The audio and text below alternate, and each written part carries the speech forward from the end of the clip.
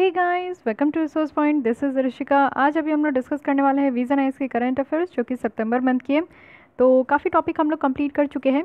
काफ़ी नहीं, सिर्फ पॉलिटी कंप्लीट हुई है। ओके, तो चलिए स्टार्ट करते हैं इंटरनेशनल रिलेशन के साथ। यहाँ पे सारी पॉलिटी की टॉपिक कंप्लीट हो गई है, 3 पार्ट में आई है, तो मेक श्योर कि आपने तीनों पार्ट देख लिया है। और भी अगर आप लोगों को प्रीवियस मंथ की देखनी है तो बस इस चैनल को सब्सक्राइब कीजिए, प्लेलिस्ट में आकर आप लोग डिटेल में देख सकते हो। तो आज हम लोग स्टार्ट करेंगे इंटरनेशनल रिलेशंस। इसमें कुछ टॉपिक देखेंगे। सबसे पहले ये देखेंगे कि मिनी लैटरल्स का किस तरीके से राइज हो रहा है और ये मिनी लैटरल का कॉन्सेप्ट क्या है, कहाँ से निकल कर आया है। ईच एंड एवरी इसकी डिटेल्स को हम लोग देखने वाले हैं। उसके बाद आगे पढ़ेंगे बिम्स्टेक के बारे में। एक बहुत ही शानदार आर्टिकल है, कुछ न्यू एंगल भी आपको यहाँ से पता चलेगा, इसके बारे में देखेंगे।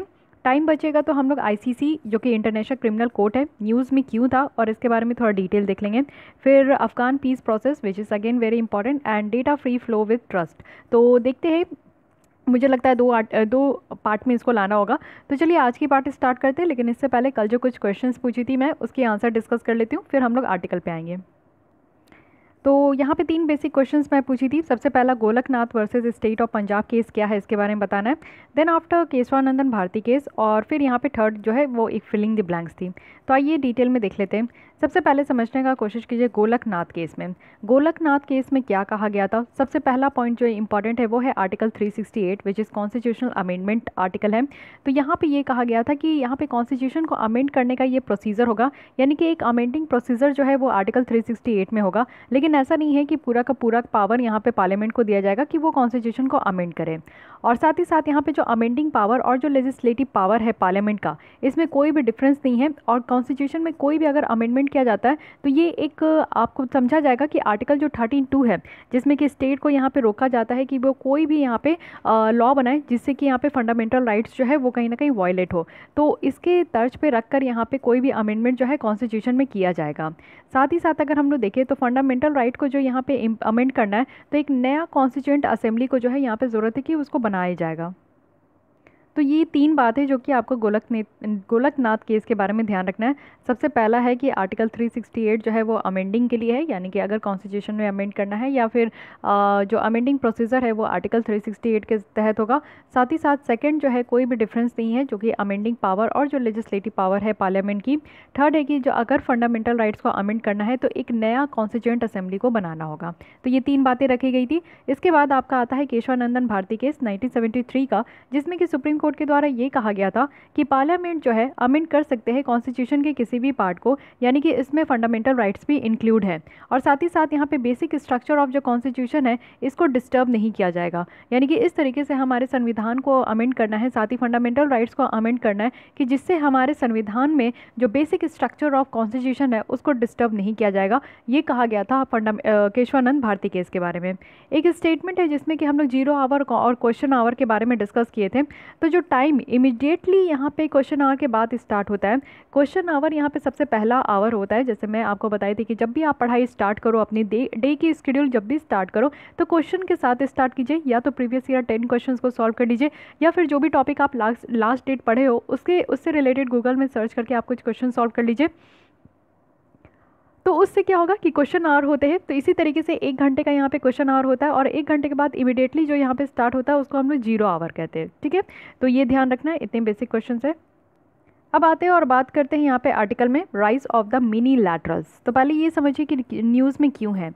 मिनी लैटरल्स कहने का क्या मतलब है। जैसे मल्टी लैटरल्स होते हैं ना, बहुत सारे कंट्रीज जब अपने में टॉक वर्क करते हैं तो उसका एक पार्ट आपको देखने को मिलेगा मिनी लैटरल। यानी कि रिसेंटली इंडिया के द्वारा जो है एक वर्चुअल ट्राई लैटरल डायलॉग यहाँ पे कंडक्ट कराया गया, जो कि यहाँ पे फ्रांस और ऑस्ट्रेलिया के साथ है। तो सबसे पहला ये वर्चुअल है, यानी कि ऑनलाइन आपको देखने को मिलेगा कि कोविड-19 के बाद जितने भी सबमिट हुए हैं वो ऑनलाइन हुए हैं। जितने भी यहाँ पे बायलैटरल टॉक, ट्राइलैटरल टॉक जो यहाँ पे इंडिया के साथ हुआ है वो सब जो है वर्चुअल हुआ है, ऑनलाइन हुआ है। साथ ही साथ यहाँ पे ट्राइलैटरल डायलॉग है, यानी कि जब 3 कंट्री, 3 यहाँ पे डेलीगेट्स या फिर 3 कोई भी यहाँ पे लोग अगर मिलके बात करते हैं तो उसको हम लोग ट्राइलैटरल कहते हैं। तो 3 कंट्री है, India, Japan, India, France and Australia. तो ये 3 कंट्री के बीच में यहाँ पे अभी वर्चुअल डायलॉग हुआ है, तो इसी के बारे में बात कर रहे हैं। इस डायलॉग का मेन पर्पस क्या था। डायलॉग कहने का मतलब है कि यहाँ पे आपका बात होता है। ठीक है, तो इसका बात करने का मतलब क्या था कि जो इंडो पैसिफिक वाला रीजन है ना, उसमें कॉपरेशंस को इंक्रीज़ करना है। और इंडो पैसिफिक वाले रीजन के बारे में बात करते हैं। पहले मैप में देख लीजिए, उसके बाद मैं डिटेल में बताती हूँ कि ये है क्या। देखिए मैप में किस रीजन को इंडो पैसिफिक कहते हैं इसको क्लियर कीजिएगा। यहाँ पे देखिए ये हमारा प्यारा भारत है, ठीक है, और इसके नीचे आपको इंडियन ओशन देखने को मिलता है, दिस इज़ इंडियन ओशन। इस साइड आप आओगे तो यहाँ पे आपको पैसिफिक ओशन देखने को मिलेगा। तो ये इंडियन ओशन वाला रीजन और ये पैसिफिक ओशन वाला रीजन को, इतने ही रीजन को मिलाकर यहाँ पे कहा जाता है इंडो पैसिफिक, ठीक है। अब इसी से चाइना चिढ़ता है कि इसको इंडो पैसिफिक क्यों कहते हैं, ठीक है। इंडिया के नाम पे ये इंडियन ओशन है तो इंडो पैसिफिक क्यों कहते हैं। तो जो भी है, चलिए आइए आगे बढ़ते हैं। अगर इंडो पैसिफिक के बारे में आप कुछ डिटेल फैक्ट्स देख लेते हैं तो इंडो पैसिफिक एक जियो पॉलिटिकल कंस्ट्रक्ट है, जिसमें कि आप देखोगे कि यहाँ पे इंडियन ओशन और पैसिफिक ओशन को कंबाइन करके है। एक लैंड मासेस भी इसके चारों ओर आपको देखने को मिलेगा। रिसेंट टाइम में यहाँ पे बहुत ज़्यादा रेलिवेंस इसका देखने को मिला कि काफ़ी रेलिवेंस यहाँ पे हुआ। क्यों? क्योंकि रीजंस है कुछ यहाँ पे इंपॉर्टेंट सी लाइन के प्रेजेंट से। तो सी लाइन जितने भी आपको देखने को मिलेगा, इसका कम्युनिकेशंस होता है दो कंट्री और आपस में जो है कंट्रीज़ का कम्युनिकेशंस देखने को मिलता है। मैरी टाइम सिक्योरिटी कंसर्न है यहाँ पे। एशिया की जो इकॉनमी है वो भी राइज हो रही है। चाइना का एग्रेसिव मिलिट्री यहाँ पे और फॉरेन पॉलिसी देखने को मिल रहा है। तो ये इंडो पैसिफिक वाला रीजन जो है ना बहुत ज़्यादा हाईलाइटेड रहता है और यहाँ पे आप हमेशा देखोगे कि न्यूज़ में रहते ही है। हर 2 दिन के बाद आप न्यूज़पेपर में देखोगे तो इंडो पैसिफिक रीजन से कोई ना कोई बात विवाद निकल कर आता है।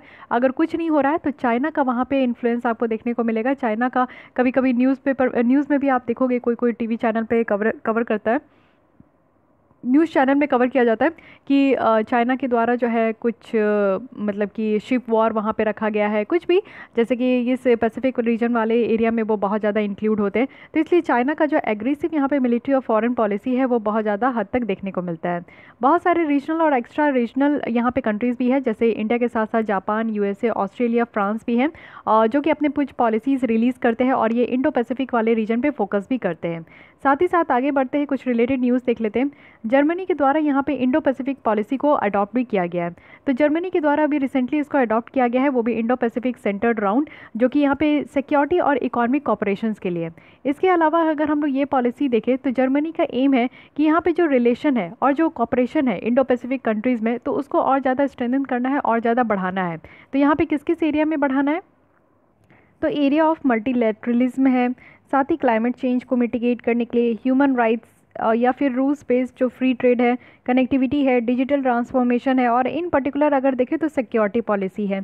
इंडो पैसिफिक वाले रीजन में अगर आप लोग देखोगे तो मेनली अगर कोई भी कंट्री यहाँ पे इंक्लूड होती है अदर देन जो कि इंडो पैसिफिक वाले रीजन में कोई कंट्री है, तो उनका मेन काम होता है और मेन जो उनका एम होता है वो सिक्योरिटी पॉलिसी को ही लेकर होता है। साथ ही अपना थोड़ा भी जो प्रॉब्लम है, जो इश्यूज़ होते हैं उसको टैकल करने के लिए होता है, जैसे कि क्लाइमेट चेंज पूरा ऑल ओवर द इंडिया में, sorry all over the world में ये एक बहुत ही बड़ा मुद्दा है। तो क्लाइमेट चेंज को टैकल करने के लिए यहाँ पे काम किया जाना चाहिए। ह्यूमन राइट्स जो कि हम लोग देख रहे हैं कि बहुत ज़्यादा वायलेट हो रहा है, रूल बेस्ड जो फ्री ट्रेड है उसके लिए एक बेटर कनेक्टिविटी यहाँ पे हो सके और डिजिटल ट्रांसफॉर्मेशन हो सके। तो इन सारे फील्ड में जो है जर्मनी का एम है कि इसको और भी ज़्यादा यहाँ पे जितने भी कंट्रीज हैं उनके साथ रिलेशन को और ज़्यादा मजबूत करे। अब बात करते हैं कि टॉपिक ऑफ डिस्कशन क्या है यहाँ पे। सबसे पहले इकोनॉमिक और जियो स्ट्रैटेजिक चैलेंजेस और कॉपरेशंस अगर हम लोग इंडो पैसिफिक वाले रीजन में देखें, पर्टिकुलरली जो कि कोविड-19 पैंडेमिक के दौरान और जो डोमेस्टिक रिस्पांस देखने को मिला, यानी कि कोविड-19 पैंडेमिक के दौरान और जो हमारे कंट्री में रिस्पांस देखने को मिला, उसी से रिलेटेड यहाँ पे इकोनॉमिक और जियो स्ट्रैटेजिक जो चैलेंजेस है उसके ऊपर यहाँ पे बात किया जाएगा। इंडो पैसिफिक वाले रीजन में जो है कॉपरेशंस को बढ़ाने की बात की जाएगी। कॉपरेशन अगर हम लोग देखें तो मैरीटाइम ग्लोबल कॉमन्स और पोटेंशियल एरिया का भी है, वो भी किस लिए, तो पर्टिकुलर जो कॉपरेशंस देखने को मिलेगा ट्राईलैटरल या फिर रीजनल लेवल में, जिसमें कि आसियान भी है, यानी कि यहाँ पे आपका आसियान ग्रुप है जिसमें कि 10 यहाँ पे कंट्रीज़ हैं साउथ ईस्ट एशिया के। साथ ही इंडियन ओशन ड्रीम एसोसिएशन है और इंडियन ओशन कमीशन है। तो इन तीनों में आप देखोगे कि यहाँ पे कुछ ट्राईलैटरल भी लेवल है, रीजनल लेवल भी है, जहाँ पे ग्लोबल यहाँ पे आपका मैरीटाइम ग्लोबल कॉमन को के साथ यहाँ पे कॉपरेट भी करना है। साथ ही अगर देखिए प्रायोरिटीज़ क्या है, चैलेंजेस क्या है और ट्रेंड्स क्या है रीजनल और ग्लोबल मल्टीलैटरल इंस्टीट्यूशंस में, तो यहाँ पे बेस्ट वे है कि कैसे यहाँ पे मल्टीलैटरलिज्म को स्ट्रेंथन करें और रिफॉर्म करें। मल्टीलैटरलिज्म कहने का मतलब है कि आप लोग इस इंडो पैसिफिक वाले रीजन में देख रहे हो कि एक कंट्री नहीं है, बहुत सारे कंट्रीज़ है इस ओशन के चारों ओर। तो इन सारे कंट्रीज़ का यहाँ पे आपको देखने को मिलेगा कि कहीं ना कहीं कॉमन इंटरेस्ट भी होता है और बेसिक ज़्यादा से ज़्यादा क्या होगा, कॉमन इंटरेस्ट के अलावा आप लोग देखोगे कि बात करेंगे वो लोग कनेक्टिविटी का, सिक्योरिटी का, साथ ही साथ जो है ट्रेड वगैरह का। तो इन सारे टॉपिक्स पे बात होता है। तो इसलिए यहाँ पे जितने भी कंट्रीज़ है ना, वो यहाँ पे मिलकर रिफॉर्म करते हैं और साथ ही साथ स्ट्रेंथन करना है इसको यहाँ पे मल्टीलैटरलिज्म का फंडा कहा जाता है। ऑब्जेक्टिव अगर हम लोग मीटिंग का देखें कि इस तरीके का जो वर्चुअल मीटिंग हुआ, इसका कहने का ऑब्जेक्टिव कहने का क्या मतलब है, तो स्ट्रॉन्ग बायलैटरल रिलेशंस होना चाहिए 3 कंट्रीज़ के बीच में।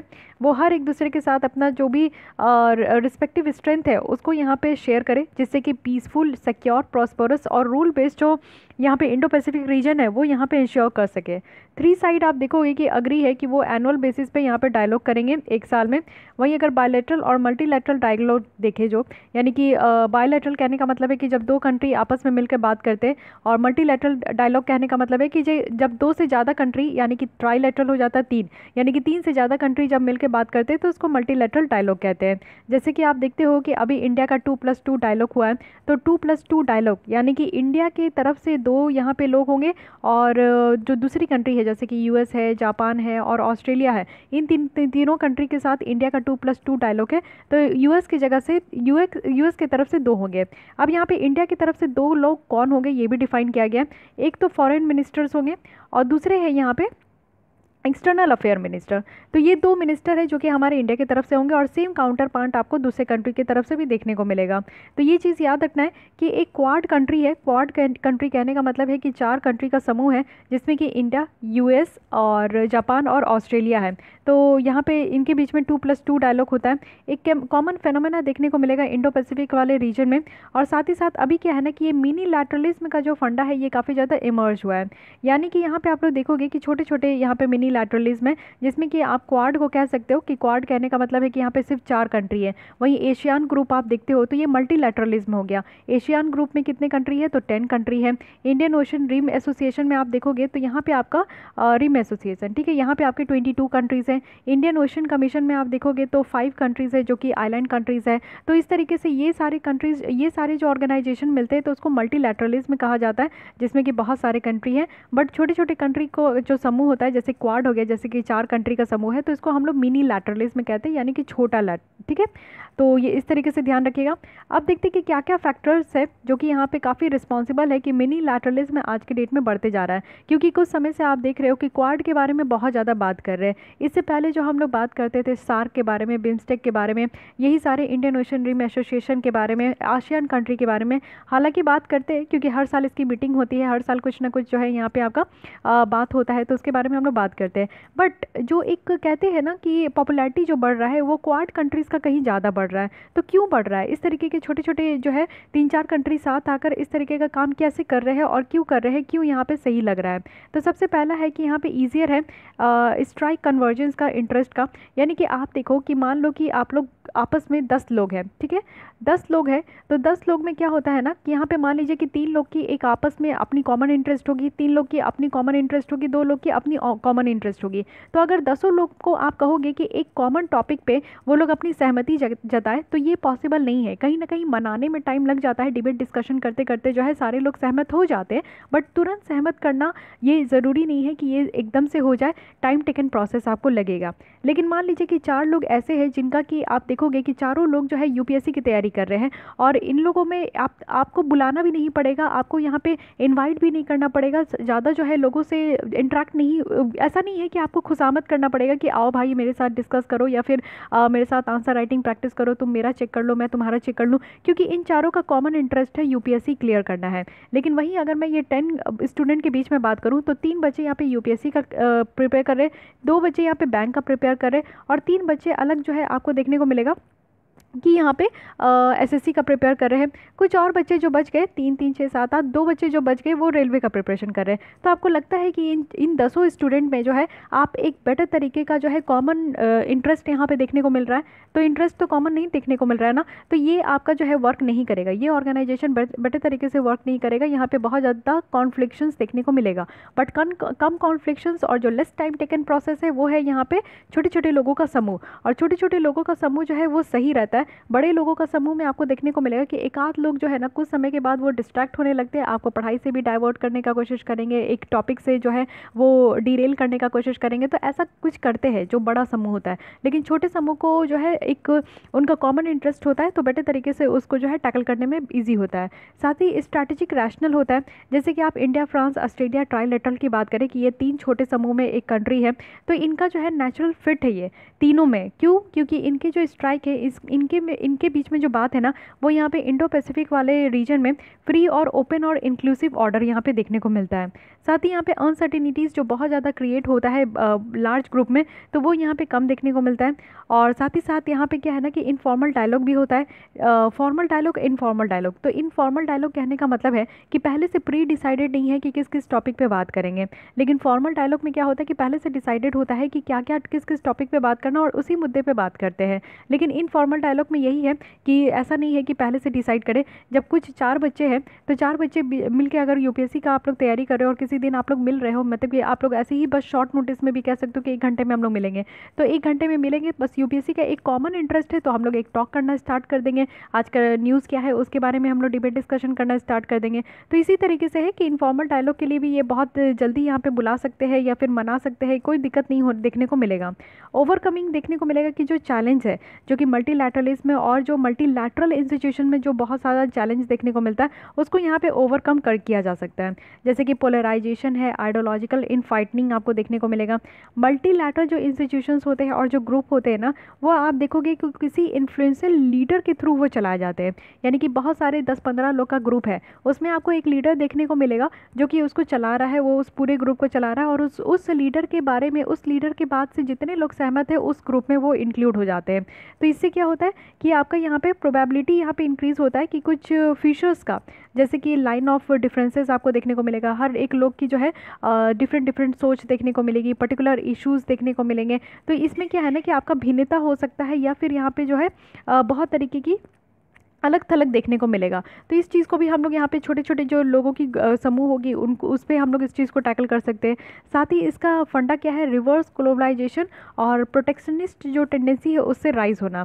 कंट्रीज़ जो यहाँ पे स्टार्ट कर रहे हैं कि वो अपने ही बारे में देखें, और तो इससे क्या होगा ना कि काफ़ी डिफिकल्ट है यहाँ पे मल्टीलैटरल प्लेटफॉर्म में कि वो यहाँ पे नेशनल इंटरेस्ट के बियॉन्ड भी जाकर वो काम करे।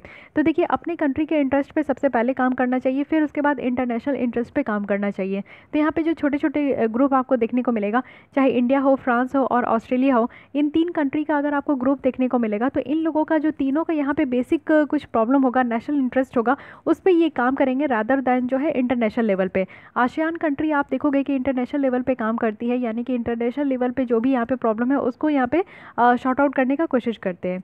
इंस्टीट्यूशनल अगर सिनेरियोज़ की बात करें तो यहाँ पे क्या है कि एक फेनोमेना है जिसमें कि इंस्टीट्यूशन फेल हो जाते कुछ सफिशिएंट जो पेस है उसको चेंज करने या अडेप्ट करने में। आज के डेट में जो मल्टीलैटरल इंस्टीट्यूशन है उनके द्वारा बहुत सारा डिफिकल्टी फेस किया जा रहा है कि वो कुछ जो न्यू और जो इमर्जिंग ग्लोबल चैलेंजेस है ना उसको एड्रेस करे, जैसे कि क्लाइमेट चेंज है, डेटा प्राइवेसी है, साइबर सिक्योरिटी है। तो ये कुछ ऐसे यहाँ पे पॉइंट है ना जो कि मल्टीलैटरल जो इंस्टीट्यूशन है वो इसको सॉर्ट आउट नहीं कर पा रहे हैं।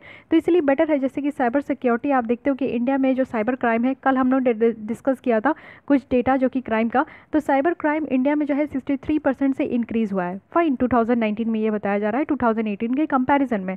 तो हमारे यहाँ साइबर क्राइम इतना ज़्यादा इंक्रीज़ हुआ है। यही कॉमन प्रॉब्लम जो है वो ऑस्ट्रेलिया में देखने को मिलेगा, यही कॉमन प्रॉब्लम फ्रांस में देखने को मिलेगा। तो ये तीनों कंट्री में साइबर क्राइम बहुत ज़्यादा बढ़ते जा रहा है। तो ये तीनों कंट्री जो है ना बेटर तरीके से इसको कम करने के लिए, ओवरकम करने के लिए कोई ना कोई सोल्यूशन जरूर लेकर आ सकते हैं, रादर दैन बहुत सारे कंट्रीज, जैसे कि आसियान कंट्री में सिर्फ 2-3 कंट्री का ही ये इशू होगा, बाकी कंट्री जो है अपने यहाँ साइबर सिक्योरिटी रखते हैं। साइबर सिक्योरिटी किसी भी तरीके का अगर थ्रेट है, रैंसमवेयर है या फिर कोई भी आपको मालवेयर अटैक हो रहा है तो उसको वो लोग टैकल कर लेते हैं, लेकिन कुछ कंट्री टैकल नहीं कर पाते हैं। तो ये मुद्दा जो है ना वहाँ पे ज़्यादा इंपॉर्टेंट नहीं होता, ये मुद्दा वहाँ ज़्यादा इंपॉर्टेंट होगा जहाँ कम लोग होंगे और सारे लोगों को इसी तरीके की परेशानी होगी। फाइन, तो ये सारा कुछ बताया जा रहा है जो कि यहाँ पे कुछ फैक्टर्स है जिसके कारण मिनी लैटरलिज्म आज के डेट में बहुत ज़्यादा बढ़ते जा रहा है। बात यहाँ पे निकल कर आए थे इंडियन ओशन रिम एसोसिएशन का, तो इसके बारे में देख लीजिए। इंटर गवर्नमेंटल ऑर्गेनाइजेशन है कंट्रीज़ की जो कि इंडियन ओशन को बॉर्डर करते हैं, वही सारे कंट्रीज़ है। इसमें कुछ आपको कंट्रीज़ देखने को मिलेंगे, 22 टोटल मेंबर कंट्रीज़ है जिसमें इंडिया भी है और 10 डायलॉग पार्टनर है। एक बार आइए मैप में देख लीजिए, तो यहाँ पे देख लीजिए कि कौन कौन सी कंट्री है यहाँ पे। थोड़ी सी ब्लर पिक्चर है बट प्लीज़ मेंटेन कीजिएगा। ये ऑस्ट्रेलिया है, सिंगापुर है, इंडोनेशिया, मलेशिया, थाईलैंड है, उसके बाद इंडिया है, इंडिया के साथ बांग्लादेश है, और यहाँ पे आइएगा तो श्रीलंका है। उसके बाद इसमें पाकिस्तान नहीं है, ठीक है, ये ध्यान रखना है कि पाकिस्तान यहाँ पे इंडियन ओशन को टच करता है बट फिर भी वो इसका इंडियन ओशन रिम एसोसिएशन का पार्ट नहीं है। ईरान यहाँ पे बाकायदा है। उसके बाद यूएई है, ओमान है, और यहाँ पे येमेन है। उसके अलावा आपको यहाँ पे देखने को मिलेगा कि सोमालिया है, और केनिया है, तंजानिया है, मोजाम्बिक है, साउथ अफ्रीका है, मडागास्कर, मॉरिशस, कोमरस, सिचलिस, ये सारे यहाँ पे आइलैंड कंट्रीज़ भी हैं। तो टोटल 22 है जो कि यहाँ पे आपको मेंबर कंट्री देखने को मिलेगा। साथ ही अगर हम लोग इंडियन ओशन कमीशन की बात करें तो ये एक इंटर गवर्नमेंटल ऑर्गेनाइजेशन है जिसमें कि अफ्रीकन का जो इंडियन ओशन नेशंस है उसी के साथ लिंक देखने को मिलेगा। यानी कि कोमोरोस आइलैंड है, मडागास्कर आइलैंड है, मॉरिशस है, यूनियन है, सिचलिस है। तो ये 5 कंट्रीज़ कुछ ऐसे हैं जो कि आइलैंड कंट्रीज़ है जो कि आपके अफ्रीकन कोस्ट के अगल बगल है। तो उनके द्वारा मिलकर जो है ये इंडियन ओशन कमीशन बना है। इंडिया इसका मेंबर है लेकिन ऑब्जर्वर है, ठीक है। यानी कि ऑब्जर्वर मेंबर कहने का मतलब क्या होता है कि जो भी मीटिंग होगा ना इंडियन ओशन कमीशन का उसमें इंडिया ज़रूर पार्ट ले सकता है, लेकिन ऑब्जर्वर होने के नाते क्या होता है कि किसी भी मुद्दे पर इंडिया को वोट देने का अधिकार नहीं है। जैसे वोट करने का अधिकार होता है ना कि कौन कितने सहमत है नहीं सहमत है, तो इंडिया वो हक नहीं है अभी ऑब्जर्वर मेंबर में, ठीक है। तो ये रही पूरी आर्टिकल कि जिसमें मल्टीलैटरलिज्म के बारे में नहीं मिनी लैटरलिज्म के बारे में देखें कि एक नया कॉन्सेप्ट निकल कर आ रहा है जो कि क्यों राइज हो रहा है इसके बारे में देखें। आइए नेक्स्ट आर्टिकल की तरफ बढ़ते हैं विच इज़ बिम्स्टेक। तो कितने लोग ऐसे हैं जिनको कि बिम्स्टेक का रियल में फुल फॉर्म पता है? काफ़ी लोग यहाँ पे कंफ्यूज हो जाते हैं और काफ़ी लोग भूल भी जाते हैं, तो वो गलती नहीं करनी है। आइए एक बार फिर देख लेते हैं। Bay of Bengal initiative for multi sectoral technical and economic cooperation. तो ये एक बिम्स्टेक है, इसको ध्यान रखना है। बिम्स्टेक न्यूज़ में क्यों है? क्योंकि बिम्स्टेक सेक्रेटेरिएट के द्वारा यहाँ पे फाइनलाइज किया गया है बिम्स्टेक का चार्टर। 23 साल के बाद, जब से ये बिम्स्टेक आया है तब से 23 साल के बाद अभी इसका चार्टर बनाया गया है, यानी कि रूल्स रेगुलेशन गाइडलाइंस आपको देखने को मिलेगा। बिम्स्टेक की बात करें यहाँ पे तो पूरी कंट्री की आप लोग देख सकते हो, यानी कि बे ऑफ बंगाल, ये जो रीजन है इसको बे ऑफ बंगाल कहते हैं। तो बे ऑफ बंगाल के चारों ओर जो कंट्री है ना वो यहाँ पे आपका बिम्स्टेक का पार्ट है। अब बिम्स्टेक में पॉजिटिव पॉइंट ये है कि यहाँ पे अफगानिस्तान और पाकिस्तान नहीं है जो कि शार्क कंट्री में देखने को मिलता है। तो कई दफ़ा हम लोग कंपैरिजन कर चुके हैं क्योंकि लास्ट ईयर में इसका कंपैरिजन बहुत धूमधाम से चल रहा था, तो उसमें हम लोग भी धूमधाम से उस टॉपिक को बहुत अच्छे से कवर किए थे। बट अभी हमारा कुछ और एंगल है, बिम्स्टेक पे ज़्यादा फोकस किया जा रहा है, तो इसके बारे में each and every point detail में देखेंगे। मेंबर कौन कौन से हैं? तो इंडिया है, नेपाल, भूटान है, उसके अलावा यहाँ पे बांग्लादेश, म्यांमार है, थाईलैंड है, श्रीलंका है, ठीक है। अब बात कर लेते हैं चार्टर यहाँ पे बनाया गया क्यों? क्योंकि यहाँ पे 5th समिट में इसको साइन किया गया है और जनवरी जो नेक्स्ट ईयर है ना, जब से इसे श्रीलंका में होगा तब से इसको शेड्यूल किया जाएगा। चार्टर का है क्या? चार्टर इज़ एक्सपेक्टेड टू, यानी कि एक लॉन्ग टर्म विज़न यहाँ पे रखा जाएगा और कुछ कॉपरेशंस का प्रायोरिटीज़ भी दिया जाएगा। विजन कहने का मतलब है कि जैसे देखिए आप अगर 2020 प्रीलिम्स क्लियर नहीं कर पाए, ठीक है, बहुत बच्चों का नहीं हुआ, कोई बात नहीं, आपको एक फिर से विजन क्लियर करना है 2021 को टारगेट रख के या 2022 को टारगेट रख के, जिसको भी आपको लोग को टारगेट रखना है, या फिर आपको लगता है कि कब तक आपकी प्रिपरेशन पूरी हो पाएगी, आप सेटिस्फाइड हो पाएंगे और नेक्स्ट अटेम्प्ट के लिए प्रिपेयर हो पाएंगे। तो यहाँ पे 2021 और 2022 यहाँ पे आप लोग विज़न बना सकते हो। लेट्स सपोज कि आपने 2021 को विज़न बनाया, ठीक है, नेक्स्ट ईयर का, तो ये आपके पास 7 मंथ है। अब 7 मंथ में आपको क्या क्या चीज़ें करनी है और कैसे प्लान करना है, ये आप लोग एक रूटीन अभी से बना लीजिए, तब जाकर आप लोग समझ पाओगे कि आपको कितना कंप्लीट करना है और किस किस महीने का कितना टारगेट है। ये एक होना बहुत ज़्यादा ज़रूरी है, इसको कहते हैं long term vision. Short term vision भी होता है कि 1 महीने का आप लोग का टारगेट होना चाहिए कि एटलीस्ट 1 महीने में आपको कितनी चीज़ों को कंप्लीट करना है, ठीक है। तो यही चीज़ बिम्स्टेक के साथ भी है कि एक लॉन्ग टर्म विजन यहाँ पे बनाया गया है। साथ ही साथ अगर हम लोग देखें तो क्लियरली यहाँ पे रखा गया है कि रोल क्या होगा, रिस्पॉन्सिबिलिटी क्या होगा डिफरेंट लेयर्स में। साथ ही डिसीजन मेकिंग प्रोसेस को भी यहाँ पे डिफाइन किया गया है। अब अगर हम लोग देखें, क्योंकि यहाँ पे बिम्स्टेक में एक डेडिकेटेड चार्टर नहीं था, जितने भी ऑर्गेनाइजेशन होते हैं उसका एक चार्टर होता है। कहने का मतलब है कि रूल्स रेगुलेशंस होते हैं कि जितने भी मेंबर कंट्री है उनका क्या क्या यहाँ पे रिस्पॉन्सिबिलिटी है, क्या रोल है, वो क्या अदा करने वाले हैं, क्या यहाँ पे बात करने वाले, किस टॉपिक पे कितना काम करना है, यहाँ पे इस ऑर्गेनाइजेशन का मेन एम ऑब्जेक्टिव क्या है और कब तक टारगेट है उसको कंप्लीट करने का। सो ये सारी चीज़ें चार्टर में देखने को मिलेगा। तो बिम्स्टेक जो है ना, यहाँ पे स्पिरिट, जब तक यहाँ पे चार्टर नहीं था तब तक यहाँ पे जो बैंकॉक डिक्लेरेशन था 1977 में, इसमें जो भी बातें रखी गई थी उसको यहाँ पे बिम्स्टेक के द्वारा फॉलो किया जा रहा था। बट प्रॉब्लम यही था कि ये कॉम्प्रिहेंसिव नहीं था, पूरी तरीके से जो भी ऑब्जेक्टिव था बे ऑफ बंगाल इनिशिएटिव बिम्स्टेक को बनाने का, वो यहाँ पे नहीं देखने को मिल रहा था। साथ ही आप लोग देखो कि जो जियो पॉलिटिकल सिनेरियो जो चेंज हुआ है उसको उसके ऊपर नहीं था, और इसको जो है 1997 में ही साइन किया गया था, तो बहुत ही पहले है। तो इसलिए यहाँ पे अभी न्यू चार्टर इसको बनाया गया है, तो इसलिए यहाँ पे बिम्स्टेक न्यूज़ में आ गया। अगेन आपको बिम्स्टेक के बारे में सारी बातें पता होनी चाहिए। बिम्स्टेक की अगर बात करें तो 1997 में इसको इस्टेब्लिश किया गया था, और ये है आप लोग देखो बिस्ट एक, यानी कि पहले 4 कंट्री था जो बनाया गया था इसको बिस्ट के द्वारा। पहले था बांग्लादेश, इंडिया, श्रीलंका और थाईलैंड। ये आप लोग 4 के मीन्स लेटर से भी आप लोग समझ सकते हो। ये B for Bangladesh, I for India, S for Sri Lanka and T for Thailand. तो ये BIST से बनाया गया। इसको जो नाम दिया गया है बिम्स्टेक, ये 2004 में दिया गया था, जब म्यांमार, नेपाल, भूटान के द्वारा यहाँ पे ज्वाइन किया गया था। फर्स्ट जो सबमिट था वो यहाँ पे बैंकॉक में 2004 में हुआ था। इसका सेक्रेटेरिएट आपको बांग्लादेश के ढाका में देखने को मिलेगा। साथ ही बिम्स्टेक का जो रीजन है ना, यहाँ पे अगर आप देखोगे तो 1.5 बिलियन लोग रहते हैं, और इसमें से 22% जो है वर्ल्ड का पॉपुलेशन यहीं पे है। इस रीजन में अगर हम लोग देखें तो GDP कितना है, तो ये $2.8 ट्रिलियन तक का है भी है। फाउंडिंग प्रिंसिपल क्या क्या है, यानी कि कॉपरेशन आप देखोगे तो यहाँ पे सॉवरेन इक्वालिटी के प्रिंसिपल पे है, टेरिटोरियल इंटीग्रिटी है, पॉलिटिकल इंडिपेंडेंस है, नॉन इंटरफेरेंस है, यानी कि इंटरनल जो अफेयर्स है उसमें हर एक कंट्री का अपना जो इंटरनल अफेयर्स है उसमें इंटरफेयर नहीं करना है। साथ ही पीसफुल को एग्जिस्टेंस करनी है और म्यूचुअल बेनिफिट के लिए यहाँ पे काम करना है। एरिया ऑफ कॉपरेशन क्या है, एरिया ऑफ कॉपरेशन की अगर बात करें तो यहाँ पे 14 प्रायोरिटी एरिया रखा गया है, जहाँ पे मेंबर कंट्रीज जो है वो लीड करेंगे। इंडिया के द्वारा यहाँ पे लीड किया गया है ट्रांसपोर्ट एंड कम्युनिकेशंस में, टूरिज्म में, इन्वायरमेंट और डिजास्टर मैनेजमेंट में, काउंटर टेररिज्म में और ट्रांसनल क्राइम में। तो इस यहाँ पे इंडिया के द्वारा लीड किया गया है। तो बेसिकली आप इंडिया का याद करो और सारे कंट्री का याद करके आप क्या ही उखाड़ लोगे, है कि नहीं। बात आपको बस इंडिया का पता होना चाहिए। साथ ही इस चार्टर की अगर हम लोग बात करें तो यहाँ पे रिकैटेगराइजेशन किया गया है, यानी कि 14 फील्ड को यहाँ पे 7 सेक्टर्स में आपका रखा गया है। तो बेसिकली आपको ये पता होना चाहिए कि बिम्स्टेक में किस किस टॉपिक पे किस किस मुद्दे पे बात किया जाता है। तो सबसे पहला, क्योंकि ये बे ऑफ बंगाल वाला रीजन है, यानी कि यहाँ पे सी वाला रीजन है, तो ट्रेड के बारे में, इन्वेस्टमेंट और डेवलपमेंट तो कोर एरिया हो जाता है। उसके अलावा यहाँ पे इन्वायरमेंट और क्लाइमेट चेंज, जो कि एक हॉट टॉपिक है ऑल ओवर द वर्ल्ड में। उसके अलावा अगर यहाँ पे ओशन की बात कर रहे हैं तो सिक्योरिटी की तो बात करनी ही है। साथ ही साथ ट्रेड की बात कर रहे हैं तो क्योंकि इंडिया कृषि प्रधान देश है और एग्रीकल्चर बहुत ज़्यादा होता है, तो यहाँ पे एग्रीकल्चर और फूड सिक्योरिटी की तो बात करेंगे ही करेंगे। पीपल टू पीपल कॉन्टैक्ट होना चाहिए, कम्युनिकेशंस होनी चाहिए, साइंस टेक्नोलॉजी और इनोवेशन पे काम करना चाहिए, और साथ ही साथ कनेक्टिविटी भी यहाँ पे होनी चाहिए। तो इस तरीके से इतने पोर्शन को यहाँ पे कवर किया जाएगा। अब बात करते हैं कि सिग्निफिकेंस क्या है, यानी कि क्या फ़ायदा है बिम्स्टेक से। सबसे पहला अगर इकोनॉमिक बेसिस पे देखें तो बिम्स्टेक जो है सबसे ज़्यादा तेज़ी से बढ़ने वाला ट्रेड ब्लॉक है एशिया पैसिफिक वाले रीजन में। ये इंट्रा रिलीजन ट्रेड अगर आप देखोगे तो बहुत ज़्यादा है। इंटर रिलीजन और इंट्रा रिलीजन दो होता है। इंटर रिलीजन कहने का मतलब है कि एक रीजन से दूसरे रीजन में, और इंट्रा रीजनल कहने का मतलब है कि एक ही क्षेत्र में आपको एक ही क्षेत्र में आपको देखने को मिलेगा। ठीक है, तो काफ़ी ज़्यादा यहाँ पे देखने को मिलता है। एशियान से भी ज़्यादा देखने को मिलता है, जो आसियान कंट्री है, यानी कि association of south east Asian Nations, और साथ ही साथ यहाँ पे EAEG जो है, यानी कि ईस्ट एशिया इकोनॉमिक ग्रुपिंग है, इससे भी ज़्यादा आपको देखने को मिलेगा यहाँ पे इकोनॉमिक पर्पस।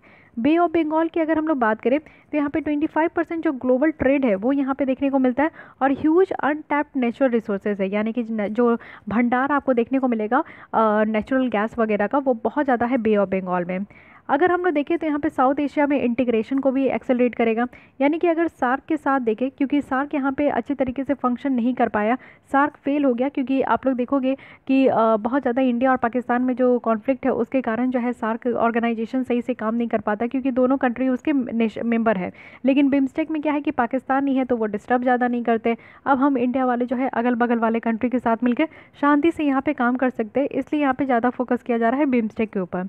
साउथ एशिया की अगर हम लोग बात करें तो मोस्ट डेंसली पॉपुलेटेड है, यानी कि आप लोग समझ सकते हो कि सबसे ज़्यादा जो आबादी है वो साउथ एशिया में ही रहती है, लेकिन पुअरली इंटीग्रेटेड रीजन है, वर्ल्ड में इसको सही तरीके से इंटीग्रेट नहीं किया गया है, तो ये एक प्रॉब्लम है। साथ ही साउथ एशिया को साउथ ईस्ट एशिया से कनेक्ट भी करता है। बिम्स्टेक आप देखोगे कि एक तरीके का इसको ब्रिज माना जाता है, जो कि साउथ एशिया और साउथ ईस्ट एशिया को कनेक्ट करने के लिए। बिम्स्टेक के साथ अगर हम लोग देखें तो इंडिया के द्वारा यहाँ पे कुछ कनेक्टिविटी जो प्रोजेक्ट है उस पर भी फोकस किया जा सकता है। इंडिया के द्वारा यहाँ पे इंडिया, म्यांमार, थाईलैंड जो ट्राईलेटरल हाईवे है उसमें इन्वेस्ट किया गया। साथ ही कालादान जो मल्टी मॉडल ट्रांसपोर्ट कॉरिडोर है, ये भी इसमें भी इन्वेस्ट किया गया। साथ ही बिम्स्टेक का जो मोटर व्हीकल एग्रीमेंट है इसमें भी इन्वेस्ट किया गया। तो ये तीनों ध्यान रखना आपको कि इंडिया के द्वारा कहाँ कहाँ इन्वेस्ट किया गया है। फिजिकल अगर कनेक्टिविटी की बात करें बिम्स्टेक के साथ, तो इसमें भी इंडिया के द्वारा यहाँ पे हेल्प किया गया है, और इसको यहाँ पे आसियान का जो मास्टर प्लान ऑफ कनेक्टिविटी 2025 है उसके साथ बिम्स्टेक को यहाँ पे कनेक्ट किया गया है। सारे मेंबर यानी कि श्रीलंका के अलावा जो है वो लैंड से ही कनेक्टेड है, आपको देखने को मिलेगा, क्योंकि श्रीलंका ऐसा कंट्री है जिसमें चारों ओर पानी है, बाकी सब कोई जो है एक लैंड से ही कनेक्टेड है, और स्ट्रॉन्ग पोटेंशियल है कि इसमें एक अच्छा खासा जो है कनेक्टिविटी हो पाएगा।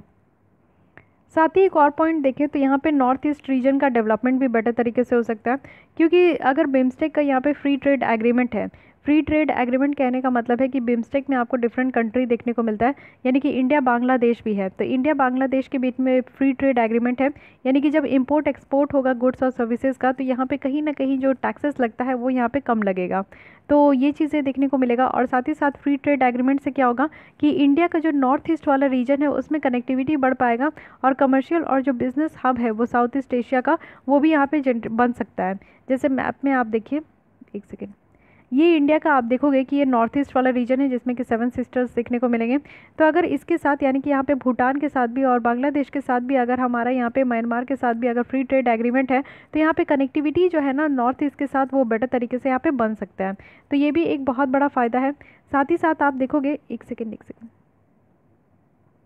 सिग्निफिकेंस देख रहे थे ना, तो नॉर्थ ईस्ट रीजन का जो है डेवलपमेंट बहुत सही तरीके से हो सकता है। दो को साउथ ईस्ट एशियन कंट्रीज़ है जिसमें कि आप म्यांमार और थाईलैंड देखोगे, जो कि काफ़ी अच्छा रोल प्ले करते हैं इंडिया के एम्बिशियस कनेक्टिविटी प्लान के लिए। साथ ही सितवे पोर्ट जो म्यांमार में है ये भी नॉर्थ ईस्ट रीजन के ही सबसे ज़्यादा नज़दीक है, और कोलकाता से आप देखोगे तो बहुत हद तक नज़दीक है ये। साथ ही चाइना का जो इन्फ्लुएंस है यहाँ पे इस रीजन में, इंडियन ओशन वाले रीजन में, तो उसको भी टैकल करने के लिए काफ़ी ज़्यादा हेल्पफुल हो सकता है। एनर्जी सिक्योरिटी की बात करें, क्योंकि बे ऑफ बंगाल में बहुत ज़्यादा आपको नेचुरल गैस देखने को मिलेगा, तो इस तरीके का जो नेचुरल गैस है उसको हम लोग एक्सट्रैक्ट करके जो है बहुत हद तक अपने यहाँ पे इस तरीके की कमी को, यानी कि ये जो एनर्जी सिक्योरिटी है उसको पूरा कर सकते हैं। उसके बाद देखिए चैलेंजेस क्या है। ये तो सारा प्रॉफिट हम लोग देख लिए कि हाँ ठीक है ये सारी चीज़ें अच्छी बात है, लेकिन अब तक अभी हम लोग यहाँ पे इतना ज़्यादा ग्रोन अप नहीं कर चुके हैं बिम्स्टेक में, तो कहीं ना कहीं कुछ इशू है। वो इशू क्या है? सबसे पहला है कि पॉलिटिकल विल की कमी। डेमोक्रेसी आप देखोगे यहाँ पे तो 2 डिकेड से देखने को मिलेगा, लेकिन एक अच्छा खासा जो पॉलिटिकल यहाँ पे एक आपका पॉलिटिकल मुद्दा होना चाहिए, और पॉलिटिकल मुद्दा नहीं कहूँगी, पॉलिटिकल तरीके से डिसीजन होना चाहिए। जैसे कोई सरकार स्कीम लेकर आती है तो आप देखते हो कि उसको स्कीम में जो है ना बस लॉन्च कर देते हैं अपना बाबाई लूटने के लिए, कि आप तारीफ़ करते रहो वो बटोरते रहे, लेकिन उनको उस स्कीम से जो है ना बाद में कुछ लेना देना नहीं होता है कि सही से उसके जो बेनिफिशरीज है उनको उनका फ़ायदा मिल रहा है कि नहीं, ग्राउंड लेवल पे इम्प्लीमेंट हो रहा है कि नहीं ना, उनसे कुछ नहीं लेना देना है। तो यही चीज़ यहाँ पे बताया जा रहा है कि पॉलिटिकल विल की कमी है यहाँ पे बिम्स्टेक में। साथ ही 1997 से आप देख सकते हो, क्योंकि ये बहुत पुराना है, तो बिम्स्टेक के लीडर जो है ना वो सिर्फ यहाँ पे अब तक 4 बार ही मिले, तो इसीलिए यहाँ पे पॉलिटिकल विल की कमी बोली जा रही है। बिम्स्टेक का अगर फ्री ट्रेड एग्रीमेंट की अगर हम लोग बात करें तो यहाँ पे एक फ्रेमवर्क भी अडॉप्ट किया गया है कि फ्री ट्रेड एग्रीमेंट को जो है 2004 में ही नेगोशिएट किया जाएगा, और इसमें कुछ चीज़ें रखी गई है, जैसे कि जो भी गुड्स का ट्रेड होगा तो उसमें कंसेशन है, टैरिफ कंसेशन है, कस्टम कॉपरेशन है, और सर्विस में ट्रेड भी देखने को मिलेगा, इन्वेस्टमेंट कॉपरेशन है, डिस्प्यूट सेटलमेंट है। तो ये सारी चीज़ें आपको देखने को मिलेगी फ्री ट्रेड एग्रीमेंट में।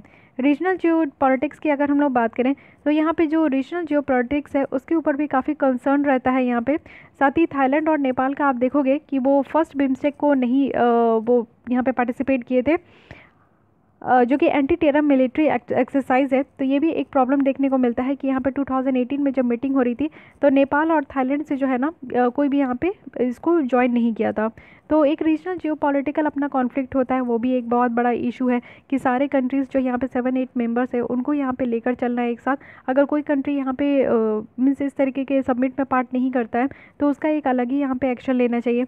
परसेप्शन है इंडियन हेजेमनी का, यानी कि आप देखोगे कि फोरम जो है वो इम्प्रेशंस यहाँ पे इंडिया डोमिनेटेड ब्लॉक में है, और एक प्रॉब्लम आपको देखने को मिलता है कि इंडिया के द्वारा लॉन्ग टाइम जो है सार्क में भी इन्वेस्ट किया गया।